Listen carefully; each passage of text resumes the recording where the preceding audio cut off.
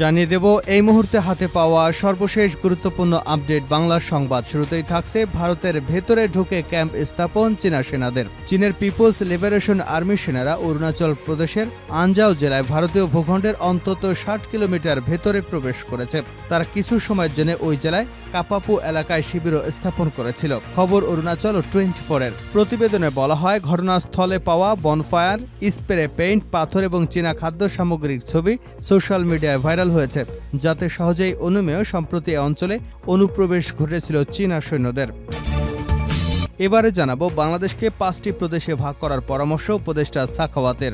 বাংলাদেশকে ন্যূনতম 5টি প্রদেশে ভাগ করে একটি ফেডারেল রাষ্ট্র কাঠামো গঠন করবার পরামর্শ দিয়েছেন অন্তর্বর্তীকালীন সরকারের বস্ত্র ও পাট মন্ত্রণালয় এবং নৌপরিবহন উপদেষ্টা ডক্টর এম সাখাওয়াত হোসেন। বর্তমান অন্তর্বর্তীকালীন সরকারের ১ মাস পূর্তি উপলক্ষে একটি প্রবন্ধে এ পরামর্শ দিয়েছেন তিনি। প্রিয় দর্শক, সাখাওয়াত হোসেনের প্রবন্ধটি নিয়ে আপনাদের সামনে বিস্তারিত আলোচনা তুলে ধরছি, সঙ্গে থাকুন। জানাবো আহত শিক্ষার্থীদের অবস্থার বর্ণনা দিয়ে কাঁদলেন ডক্টর ইউনূস। নোবেল বিজয়ী অর্থনীতিবিদ এবং অন্তর্বর্তীকালীন সরকারের প্রধান উপদেষ্টা ডক্টর মোহাম্মদ ইউনূস বৈষম্যবিরোধী ছাত্র আন্দোলনে আহতদের দেখতে বিভিন্ন হাসপাতালে গিয়েছেন। তাদের মর্মান্তিক অবস্থা দেখে তিনি আবেগাপ্লুত হয়ে পড়েন এবং সাংবাদিকদের সামনে কথা বলতে গিয়ে কান্নায় ভেঙে পড়েন। জানিয়ে দেব আর কোনো রোহিঙ্গাকে আশ্রয় দেওয়া সম্ভব নয়। বাংলাদেশে আর কোনো রোহিঙ্গাকে আশ্রয় দেওয়া সম্ভব নয় বলে সাফ জানিয়েছেন পররাষ্ট্র উপদেষ্টা তৌহিদ হোসেন। উপদেষ্টা বলেন, আমরা জাতিসংঘের শরণার্থী সংস্থা UNHRC-কে স্পষ্ট জানিয়ে দিয়েছি, আমাদের পক্ষে আর কোনো রোহিঙ্গাকে আশ্রয় দেওয়া সম্ভব নয়। এদিকে ভারতে থাকার মেয়াদ শেষ, দুশ্চিন্তায় তসলিমা নাসরিন। চলতি বছরের ১৭ জুলাই ভারতে বসবাসের অনুমতির মেয়াদ শেষ হয় নির্বাসিত বিতর্কিত লেখিকা তসলিমা নাসরিনের। ১.৫ মাসের বেশি সময় পার হলেও এখনও বিজেপি সরকার তার থাকার মেয়াদ বাড়ায়নি। ফলে ভারতে অবস্থান করা নিয়ে অনিশ্চয়তার মধ্যে পড়েছেন তিনি। এ নিয়ে বেশ দুশ্চিন্তায় দিন কাটছে তসলিমার। এবং সর্বশেষ জানাবো, হঠাৎ কেন রাশিয়ায় যাচ্ছেন ভারতের অজিত দোভাল। চলতি সপ্তাহে রাশিয়া যাচ্ছেন ভারতের জাতীয় নিরাপত্তা উপদেষ্টা অজিত দোভাল। রাশিয়া ইউক্রেনের মধ্যে চলমান সংঘাত নিরসনের আলোচনা এগিয়ে নিতে তার এই সফর বলে জানিয়েছে ভারতীয় সংবাদ মাধ্যম NDTV। এতক্ষণ শিরোনাম শুনছিলেন, এবার বিস্তারিত। প্রিয় দর্শক, আপনি যদি এই চ্যানেলে নতুন হয়ে থাকেন, ভিডিওটি দেখতে দেখতে চ্যানেলটি সাবস্ক্রাইব করে আমাদের সঙ্গেই থাকুন। আর এই ভিডিও সম্পর্কে আপনি আপনার মূল্যবান মতামতটি কমেন্ট বক্সে জানিয়ে দিন। আর হ্যাঁ প্রিয় দর্শক, জানিয়ে দিন ভিডিওটি কোথা থেকে দেখছেন। ভারতের ভেতরে ঢুকে ক্যাম্প স্থাপন করল চীনা সেনা সদস্যরা। চীনের পিপলস লিবারেশন আর্মির সেনারা অরুণাচল প্রদেশের আনজাও জেলায় ভারতীয় ভূখণ্ডের অন্তত ৬০ কিলোমিটার ভেতরে প্রবেশ করেছে। তারা কিছু সময়ের জন্য ওই জেলার কাপাপু এলাকায় শিবিরও স্থাপন করেছিল। খবর অরুণাচল 24-এর। প্রতিবেদনে বলা হয়, ঘটনাস্থলে পাওয়া বনফায়ার, স্প্রে পেইন্টার্স, পাথর এবং চীনা খাদ্য সামগ্রীর ছবি সোশ্যাল মিডিয়ায় ভাইরাল হয়েছে, যাতে সহজেই অনুমেয় সম্প্রতি এ অঞ্চলে অনুপ্রবেশের ঘটনা ঘটেছিল। এর আগে ২০১৮ সালে অক্টোবরে প্রায় ১০ চীনা সেনা দিবাং উপত্যকার মধ্য এবং ইমোরা নদীর তীরে ভারতের প্রায় ১৪ কিলোমিটার অভ্যন্তরে প্রবেশ করেছিল। সেখানে তারা তাঁবু স্থাপন করে কয়েক ঘন্টা অবস্থানের পর আবার ফিরে গিয়েছিল। ২০১৯ সালের সেপ্টেম্বরে ইস্টার অরুণাচল প্রদেশ সংসদীয় আসনের সংসদ সদস্য এবং অরুণাচল প্রদেশের বিজেপির তৎকালীন রাজ্য সভাপতি তাপির গাও অরুণাচল প্রদেশের আনজাও জেলায় চীনের অনুপ্রবেশের একটি ভিডিও শেয়ার করেছিলেন। তাতে দেখা যায় চীনের সেনারা একটি নালার উপরে কাঠের সেতু তৈরি করেছিল। তারও আগে ২০২১ সালে দেশটির সংবাদ মাধ্যম NDTV স্যাটেলাইটে ধারণ করা চিত্র বিশ্লেষণ করে জানায়, অরুণাচল প্রদেশে ভারতীয় ভূখণ্ডের ভেতরে কমপক্ষে ৬০টি ভবন দ্বিতীয় ক্লাস্টারের নির্মাণ কাজ পরিচালনা করেছে চীনা সামরিক বাহিনী। ২০২০ সালে চীনা সৈন্যরাও অরুণাচলের দিবাং উপত্যকা জেলায় ভারতীয় ভূখণ্ডে প্রবেশ করে।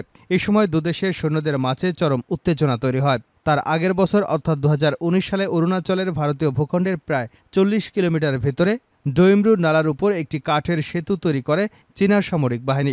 ভারতের বহুল আলোচিত অরুণাচল প্রদেশের সীমান্ত লাগোয়া বিশাল অংশের মালিকানা দাবি করে প্রতিবেশী চীন। চীনের সঙ্গে ভারতের মোট ৩,৪৮৮ কিলোমিটার সীমান্ত রয়েছে।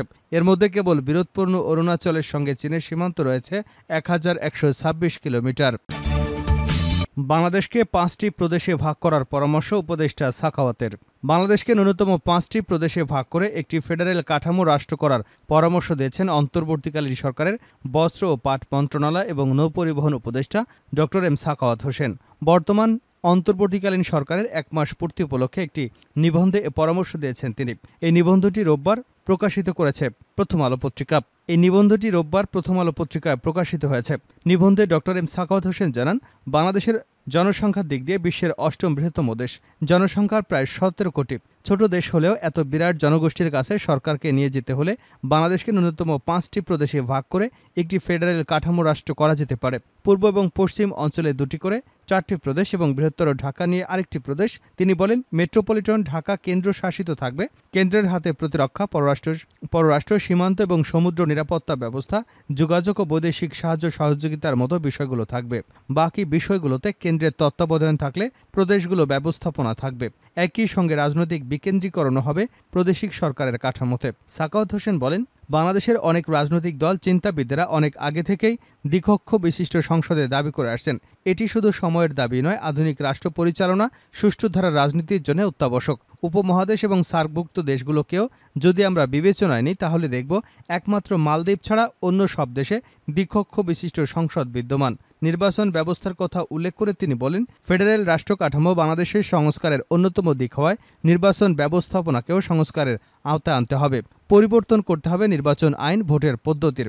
সম্পূর্ণ ফার্স্ট পাস্ট দ্য পোস্ট বা ওয়েস্টমিনিস্টার পদ্ধতি, পাশাপাশি প্রাদেশিক এবং জাতীয় সংসদের জন্য 50% পিআর বা আনুপাতিক হারে প্রতিনিধিত্ব ব্যবস্থা গ্রহণ হলে জাতীয় সংসদে একদলীয় শাসনের কেন্দ্রে পরিণত হবে না বলে মনে করি। তবে আমি সম্পূর্ণ নয়, অর্ধেক আসনে আনুপাতিক নির্বাচনের পক্ষপাতী। এ ব্যবস্থা নেপালে রয়েছে। পুলিশ প্রশাসনের কথা উল্লেখ করে সাখাওয়াত হোসেন বলেন, বাংলাদেশকে ফেডারেল রাষ্ট্র করতে গেলে পুলিশ প্রশাসনকে বিকেন্দ্রীকরণ করতে হবে। কেন্দ্রে বিশেষ পুলিশ বাহিনী এবং কেন্দ্রীয় রিজার্ভ ফোর্স থাকবে। পুলিশের তত্ত্বাবধান এবং দিক নির্দেশনা দেওয়ার জন্য একটি কেন্দ্রীয় পুলিশ কমিশন গঠন করতে হবে। কেন্দ্রীয় অনুসন্ধান ইউনিট নামক বিশেষ বাহিনীরও প্রয়োজন রয়েছে। 2007-08 তত্ত্বাবধায়ক সরকারের সময় এমন একটি উদ্যোগ নেওয়া হয়েছিল। বিচারপতি নিয়োগ পর্ষদ গঠনের বিষয়ে বহু বছর আলোকপাত হয়েছে। অতীতে বিচার বিভাগ সরকার দ্বারা প্রভাবিত হয়েছে, কারণ বিচারপতিদের নিয়োগ পদ্ধতি ছিল ত্রুটিপূর্ণ। বিচার ব্যবস্থাকে অবশ্যই স্বাধীন করতে হবে বলেও মত দেন তিনি। আন্দোলনে আহত শিক্ষার্থীদের অবস্থার বর্ণনা দিয়ে কাঁদলেন ডক্টর ইউনূস। নোবেল বিজয়ী অর্থনীতিবিদ ও অন্তর্বর্তীকালীন সরকারের প্রধান উপদেষ্টা ডক্টর মোহাম্মদ ইউনূস বৈষম্য বিরোধী ছাত্র আন্দোলনে আহতদের দেখতে বিভিন্ন হাসপাতালে গিয়েছিলেন। তাদের মর্মান্তিক অবস্থা দেখে তিনি আবেগাপ্লুত হয়ে পড়েছেন এবং সাংবাদিকদের সামনে কথা বলতে গিয়ে কান্না ধরে রাখতে পারেননি। রবিবার তেজগাঁও থানার উপদেষ্টার কার্যালয়ে শিক্ষার্থীদের সঙ্গে এক মত বিনিময় সভায় ডক্টর ইউনূস আন্দোলনে আহতদের হাসপাতালের মর্মান্তিক অভিজ্ঞতার কথা শেয়ার করেছেন। তিনি বলেন, হাসপাতালে যাই তাকানো কষ্টকর। ছিন্ন বিচ্ছিন্ন তরুণ তরুণীরা, কারো পা নেই, কারো মাথার খুলি উড়ে গেছে। এসব দেখে আমি দুঃখে মুষড়ে পড়েছি। ইউনূস বলেন, আমি নিউরোসায়েন্স হাসপাতালে গিয়ে দেখেছি একজনের মাথার অর্ধেক নেই। গুলিবিদ্ধ অবস্থায় জীবন মৃত্যু লড়াই করছে। রংপুর এক্সরেতে শরীরে ছোট ছোট গুলির দাগ দেখা গেছে। এত কষ্টের মাঝেও তারা বেঁচে আছে। এই দৃশ্য আমাকে প্রতিবারই নতুন করে স্বপ্ন বাস্তবায়নের প্রতিজ্ঞা করায়। আন্দোলনে আহত এক শিক্ষার্থীর সঙ্গে তার কথোপকথন শেয়ার করেন উপদেষ্টা। রংপুরে এক তরুণ কাঁদতে কাঁদতে তাকে বলেছেন, স্যার, আমি সারা জীবন ক্রিকেট খেলতে চেয়েছিলাম, এখন আমার পা কেটে ফেলেছে, আমি কিভাবে ক্রিকেট খেলব? ডক্টর ইউনূসের কণ্ঠে আবেগের ভারে নতমুখে তিনি বলেন, এমন স্বপ্নভঙ্গের গল্প শুনে মন ভেঙে যায়। তিনি শিক্ষার্থীদের দৃঢ়ভাবে তাদের লক্ষ্য পূরণের জন্য অটল থাকার আহ্বান জানান। তিনি বলেন, তোমাদের চিন্তা স্বচ্ছ ও সঠিক, কোনোভাবে এ স্বপ্ন হাতছাড়া করো না। আমরা যে সরকারে আছি এটা তোমাদের ত্যাগের ফল। আমরা এ স্বপ্ন বাস্তবায়নে বদ্ধপরিকর। আর কোনো রোহিঙ্গাকে আশ্রয় দেওয়া সম্ভব নয়, পররাষ্ট্র উপদেষ্টা। বাংলাদেশে আর কোনো রোহিঙ্গাকে আশ্রয় দেওয়া সম্ভব নয় বলে জানিয়েছেন পররাষ্ট্র উপদেষ্টা মোহাম্মদ তৌহিদ হোসেন। রোববার পররাষ্ট্র মন্ত্রণালয় সাংবাদিকদের এক প্রশ্নের জবাবে একথা বলেন তিনি। উপদেষ্টা বলেন, আমরা জাতিসংঘের শরণার্থী সংস্থা ইউএনএইচসিআরকে স্পষ্ট জানিয়ে দিয়েছি, আমাদের পক্ষে আর কোনো রোহিঙ্গাকে আশ্রয় দেওয়া সম্ভব নয়। তিনি বলেন, জাতিসংঘের শরণার্থী সংস্থা নতুন আগতদের আশ্রয় দেওয়ার জন্য বাংলাদেশকে অনুরোধ করেছিল, যা সরকার দৃঢ়ভাবে প্রত্যাখ্যান করেছে। মানবিক কারণে বাংলাদেশ ইতিমধ্যে 12 লাখ রোহিঙ্গাকে আশ্রয় দিয়ে প্রত্যাশার চেয়েও বেশি সহায়তা দিয়েছে। তৌহিদ হোসেন বলেন, যারা আমাদের কাছে পরামর্শ নিয়ে আসে বা যারা আমাদের পরামর্শ দিতে চায়, তারা যেন রোহিঙ্গাদের নিয়ে যায়। সরকার যেখানে সম্ভব সেখানে রোহিঙ্গা অনুপ্রবেশ ঠেকাতে কাজ করে যাচ্ছে। যদিও মিয়ানমারের সঙ্গে সীমান্ত সম্পূর্ণভাবে সিল করা একটি চ্যালেঞ্জ। গত 3রা সেপ্টেম্বর মিয়ানমারের রাখাইন রাজ্যে সশস্ত্র সংঘাত থেকে বাঁচতে প্রায় 8,000 রোহিঙ্গা বাংলাদেশে অনুপ্রবেশ করেছে বলেও উল্লেখ করেন তিনি। হঠাৎ কেন রাশিয়া সফরে যাচ্ছেন অজিত দোভাল? চলতি সপ্তাহে রাশিয়া যাচ্ছেন ভারতের জাতীয় নিরাপত্তা উপদেষ্টা অজিত দোভাল। রাশিয়া ইউক্রেনের মধ্যে চলমান সংঘাত নিরসনে আলোচনা এগিয়ে নিতে তার এই সফর বলে জানিয়েছে ভারতীয় সংবাদ মাধ্যম এনডিটিভি। এক সূত্রের বরাতে সংবাদ মাধ্যমটি জানায়, মোদি ও পুতিনের ফোন আলাপের সময় সিদ্ধান্ত হয়েছে শান্তি আলোচনার জন্য অজিত দোভাল মস্কো সফরে যাবেন। তবে ঠিক কবে যাচ্ছেন এ নিয়ে বিস্তারিত কিছু বলা হয়নি। সম্প্রতি রাশিয়া ইউক্রেন সফরে যান ভারতের প্রধানমন্ত্রী নরেন্দ্র মোদী। তিনি রুশ প্রেসিডেন্ট ভ্লাদিমির পুতিন এবং ইউক্রেন প্রেসিডেন্ট ভলোদিমির জেলেনস্কির সঙ্গে দেখা করেছেন। এরপর গত ২৭শে আগস্ট পুতিনের সঙ্গে ফোনালাপ হয়েছে নরেন্দ্র মোদীর।